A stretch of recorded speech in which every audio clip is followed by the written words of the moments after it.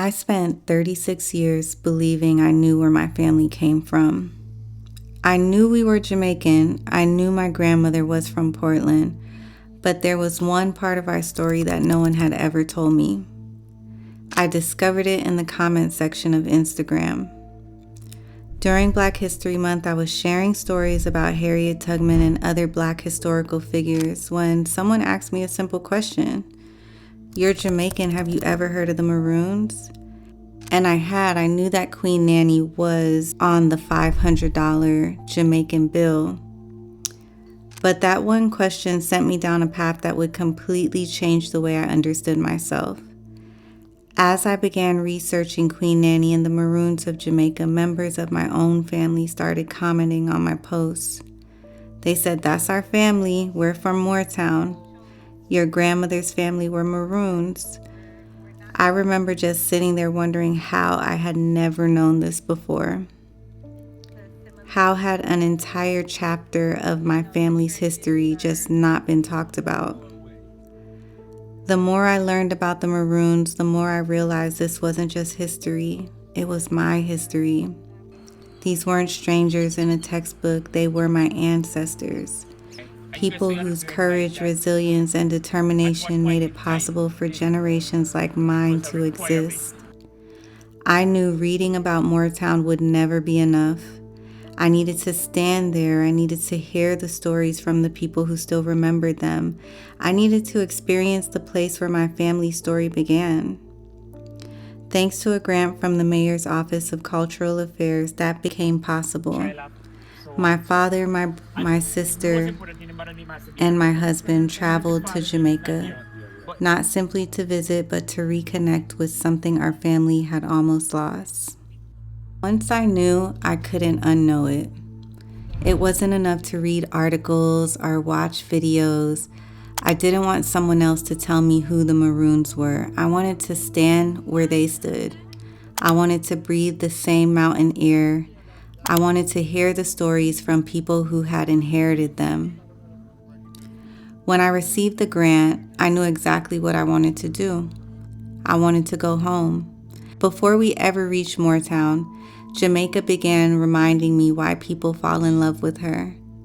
The colors seemed richer, the air felt lighter, the mountains rose from the landscape like they had been watching over the island for centuries.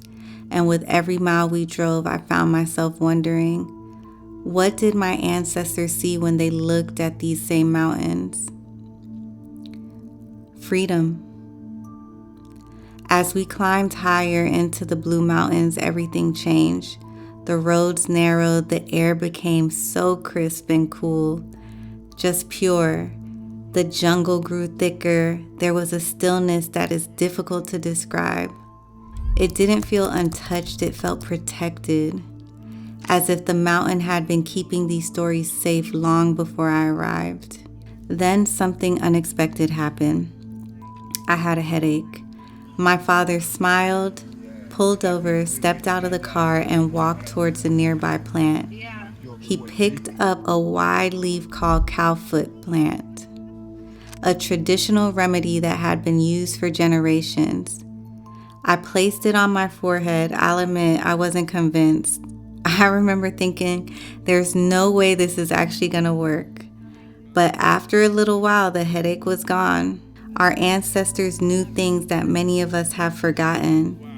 Not because their knowledge wasn't valuable, but because somewhere along the way we stopped passing it down. If something as simple as a leaf could survive generations, what else was waiting for us in Moortown? There's something really eerie about standing in a place you've only ever imagined.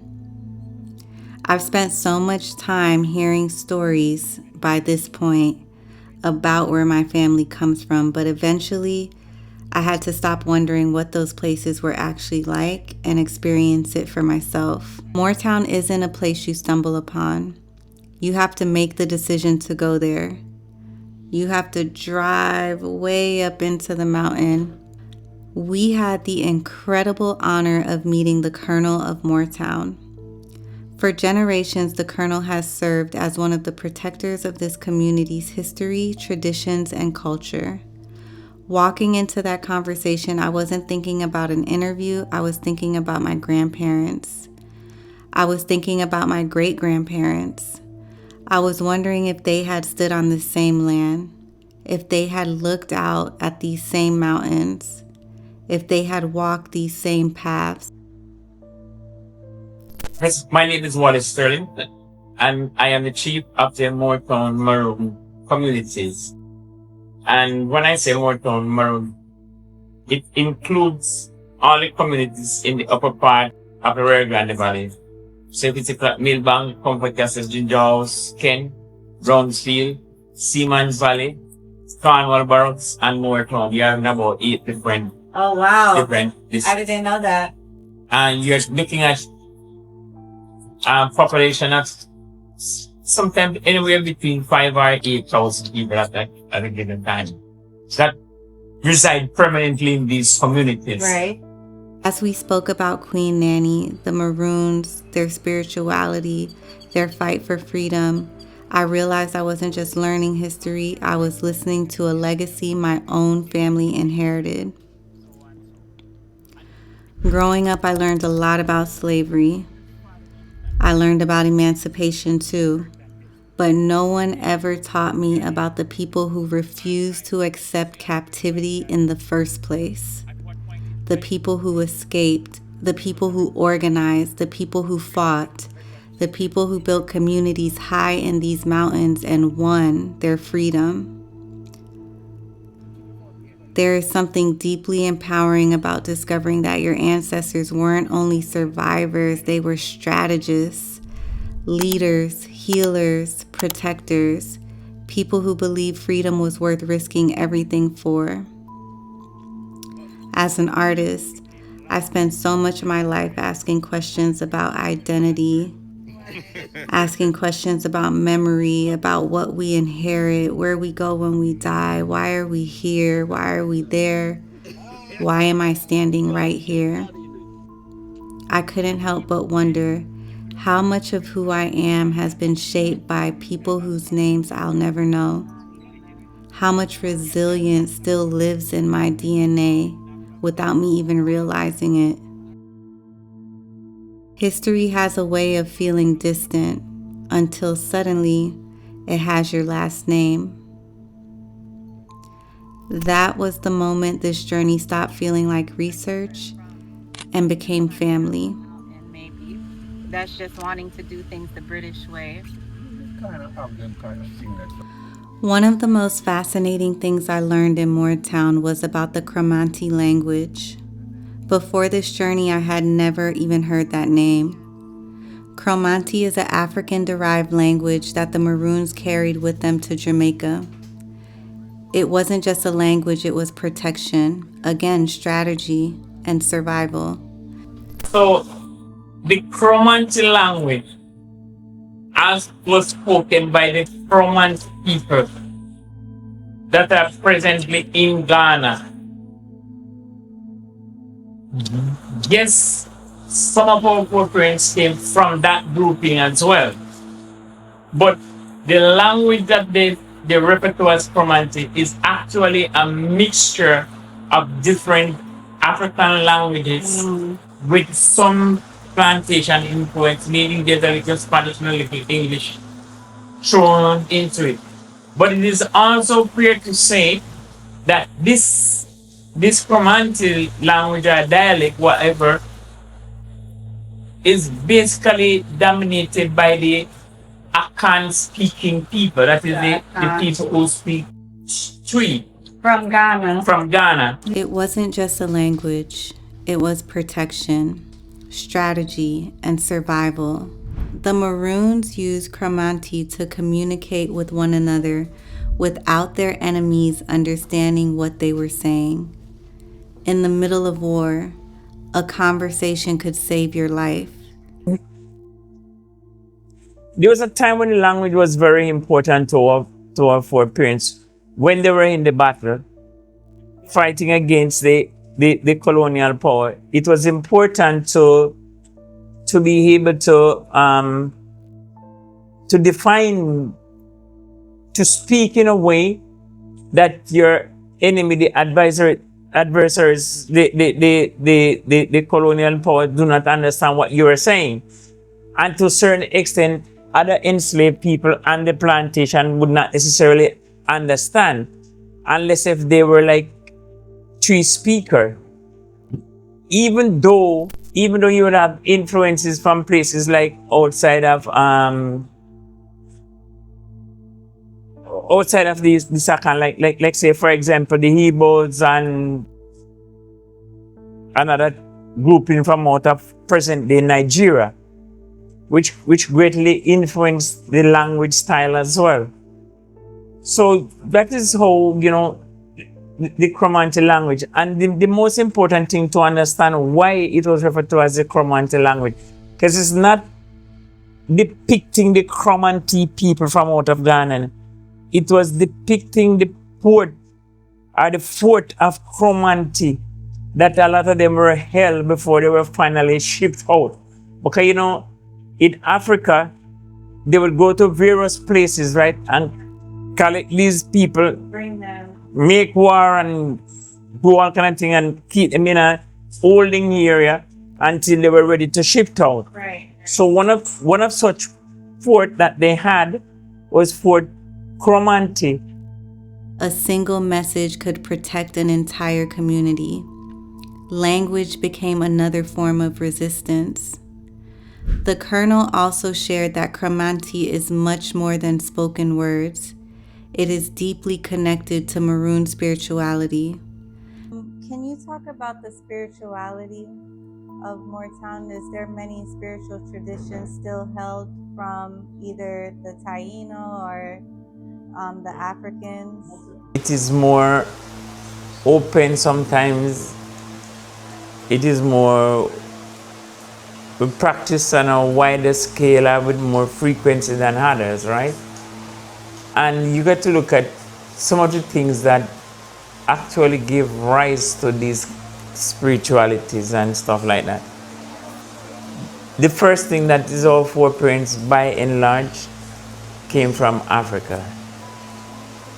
And when they came to these shores, they brought nothing with them.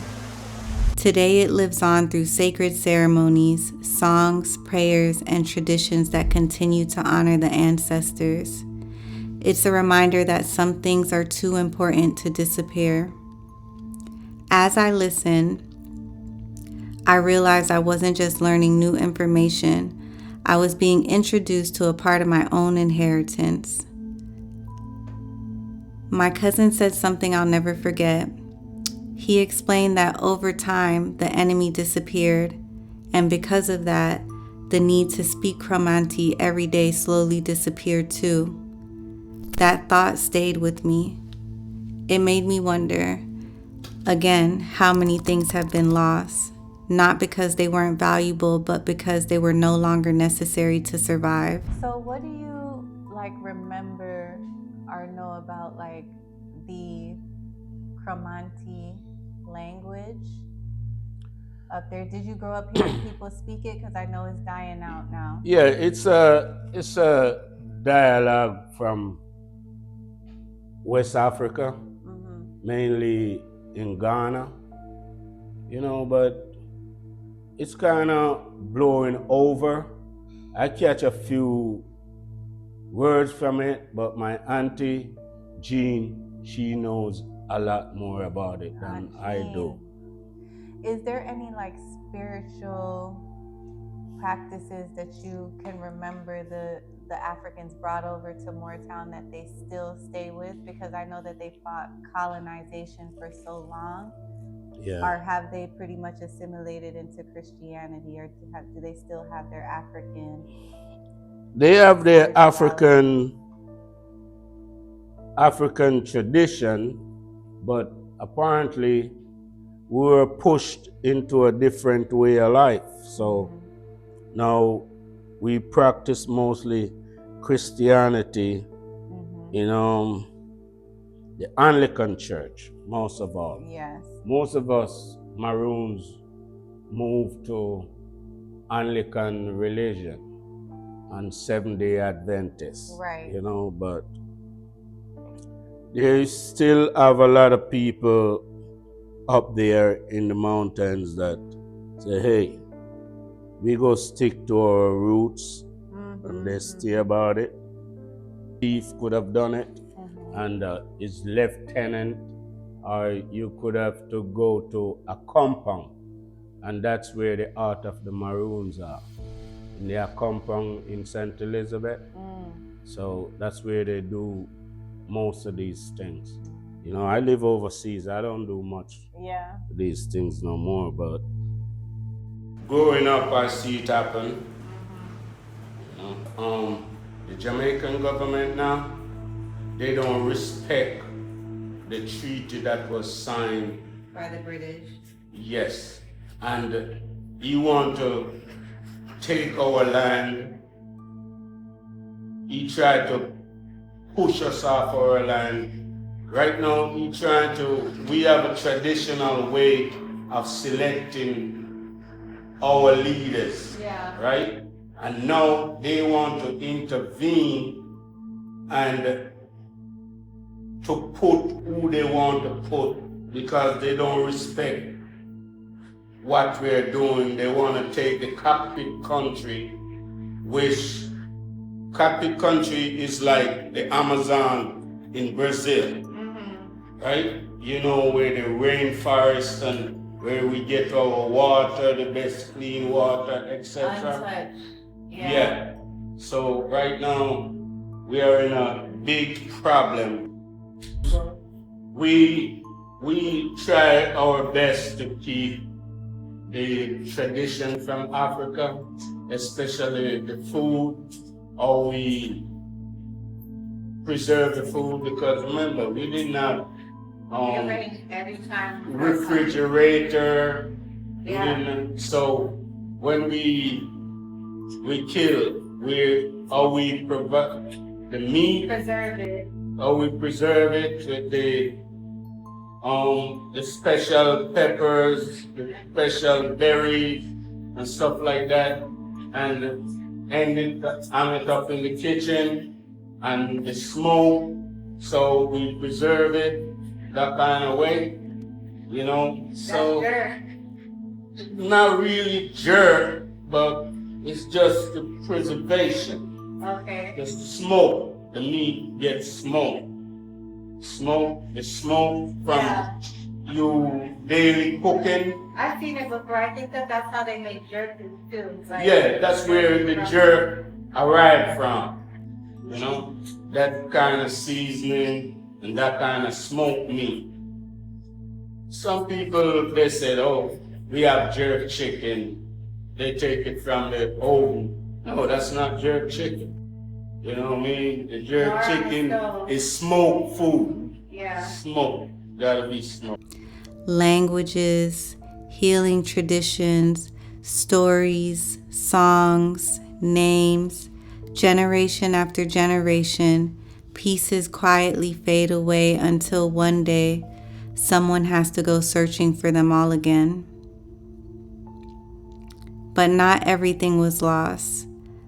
The mountains remembered, the people most certainly remembered, the ceremonies remembered, and because they remembered, I was finally able to remember too.